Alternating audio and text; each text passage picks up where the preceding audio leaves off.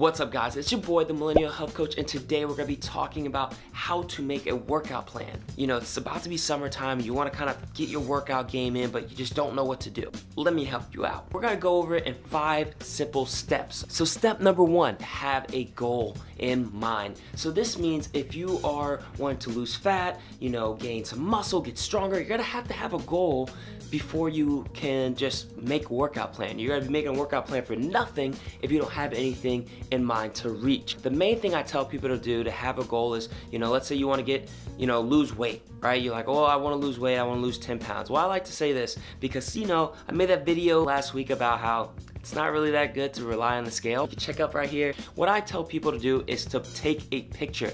Progress pictures are golden. Like, I mean, look at this. It was crazy. So that was back in 2011. Now granted, it is 7 years later, but I get to see the progress I've made over those 7 years. And guess what? My weights only fluctuate maybe 5 to 8 pounds. And that, I mean, that's a pretty significant difference in looks wise compared to actually seeing what I see on the scale. Step number 2, plan out your week. I want you to be realistic with yourself, right? Now you could say all the time, well, I'm gonna work out 5 to 6 days out of the week. I'm gonna run in the morning, I'm gonna go to class in the afternoon, I'm gonna do 2 a day. Cut that out. Let's be honest with ourselves. On average, we're as busy working professionals out there that we probably only have maybe 3 to 4 days out of the week to work out. Now I personally, I do work out around 4 to 5 days a week, but there's some busy weeks where honestly I'm just at least hitting the gym 3 times a week. I'm being serious, 3 times a week. Then you have to decide if you want to work out in the morning or at night. And this is a big decision because a lot of people really think that you have to wake up in the morning and work out. That's just not, if you're not a morning person, don't do it. I work at 5:30 in the morning because of the fact that I am a morning person. I can wake up and go work out, but there's some times where I just stay up too late making YouTube videos like I'm doing tonight. Next thing you know, I'm tired, I'll just work out in that evening if I miss the morning workout. Figure out what your time clock is. Are you more energetic and have more energy in the morning and you like to start off your day strong, or do you like to finish your day off strong? After work, you're full of energy, you're mostly full of food, and you wanna go after it. Or if you're one of those lucky people, you can do it during lunch. Step number 3 is you actually have to figure out what type of exercises you're gonna do for your workout plan.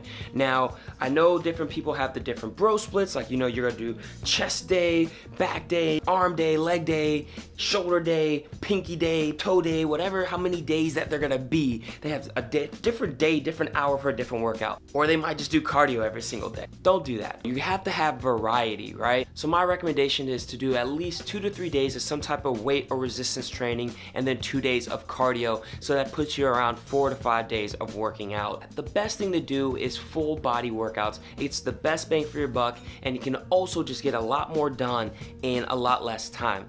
Look, we're busy working professionals. We got things to do. We got places to be. There are gonna be 5 movements that you wanna choose from when you make your workout, and they're gonna be the push, the pull, the squat, the hip hinge, and the single leg movement. If you can include everything in that, then you'll be good.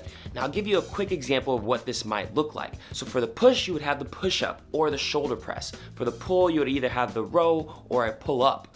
And then third, for the squat, you could just squat. For the hip hinge, you could do either a hip thrust or any type of deadlift form. And for the single leg, you can either do the step up or a lunge. So choose an exercise out of those 5 movements and you'll be set. In fact, I'll actually make another YouTube video going over exactly which exercises you can do. I feel like that might be a little bit helpful for you. If you think it does, go ahead and, you know, put in the comment box, yeah, please do an exercise video. For the cardio, you have a lot of different ranges. You have anything from running on the treadmill, elliptical, not a big fan of the elliptical, cycling, rowing, anything that's got to basically high intensity. You got to be running the whole time, or you got to be moving, you know, your heart's getting taxed throughout the entire movement, entire exercise. So step number 4, once you have the exercises down, the next thing you have to do is the reps and sets. Like, you have the exercises, but if you don't know exactly how many of these exercises you're gonna do, you're gonna be lost. So for the reps, I like to separate it into 3 categories. You have your strength category,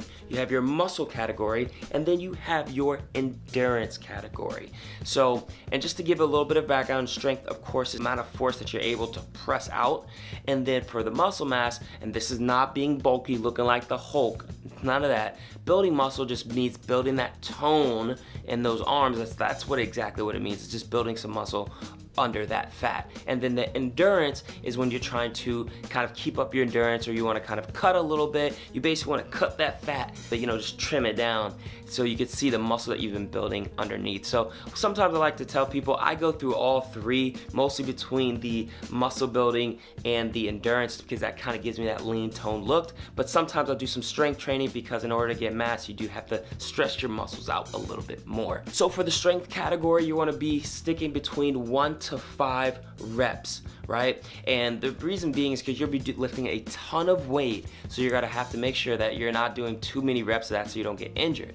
So, and also the fact that you are doing a lot heavier weights and a lot less reps, you want to give yourself enough time in between your sets. So this, on average, you want to maybe give yourself between 2 to 3 minutes. For the muscle building, you want to stick between 6 to 12 reps. Now this is the really good hypertrophy phase, where you're actually building muscle and really taxing those muscles to their highest amount. The rest time for this is going to be on average around 60 seconds. And then last, going to be the endurance. This is going to be your 12 to 15 rep range. You're also keeping your rest times really low. So these are going to be between 30 to 45 seconds, really taxing your heart and getting your endurance up. It's called endurance for a reason. So for cardio, the way that I like to kind of represent it is in intervals. Everybody's heard of the high intensity interval training, so that HIIT training.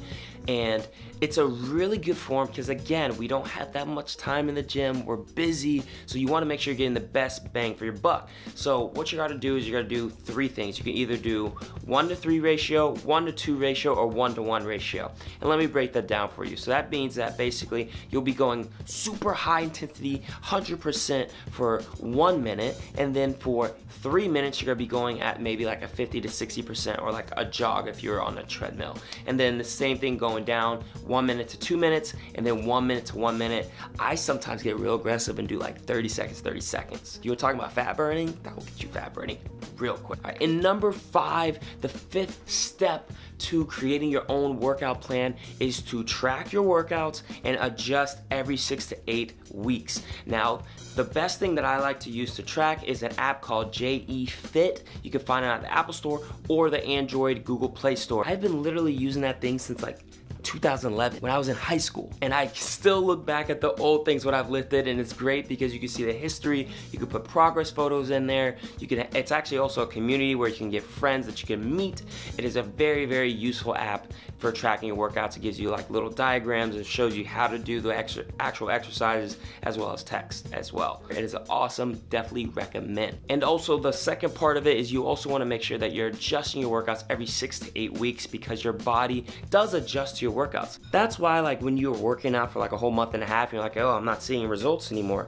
It's because of the fact that you are, your body has adjusted. It's like, I got this, you're not gonna challenge me no more, and it's got a plateau. This is where you switch it up, whether you're switching up the sets, the reps, maybe you're switching up one of those goals at the beginning. So maybe instead of doing endurance, you're like, I just want to switch it over to strength.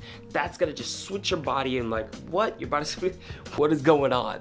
And once your body's like that, that's when it grows, and that's when it changes for that next step. So those are the 5 steps to creating your own workout plan. 1, make sure you're creating a goal for yourself, something that you can reach. And then 2, you wanna make sure you plan out exactly what days you are gonna work out, whether it's gonna be a weight day or a cardio day or a rest day. And then number 3, you're gonna actually choose the exercises between the push, pull, hip hinge, squat, single leg. You're gonna choose between those type of exercises and then put them together, make a little Tetris of your workout. And then 4, you're gonna choose the appropriate rep range based off of what exactly that you're trying to achieve. And remember, you don't have to get stuck in that one rep range. You can kind of switch it up based off of, how you're feeling, but ideally you wanna stick to those rep ranges. And then 5, you wanna make sure that you are tracking your workouts and you're adjusting every 6 to 8 weeks. So now you have all the tools you need to make your own workout plan. I hope this video was super helpful for you. If it was, go ahead and put helpful in the comment box. Subscribe if you haven't already, and then also make sure you put that bell button, because if you don't, you're not going to see the latest videos that come out. And I put out at least 2 videos every single week that answer your health questions, bust fitness myths, and we'll be ready to go. You already know, embrace the hype.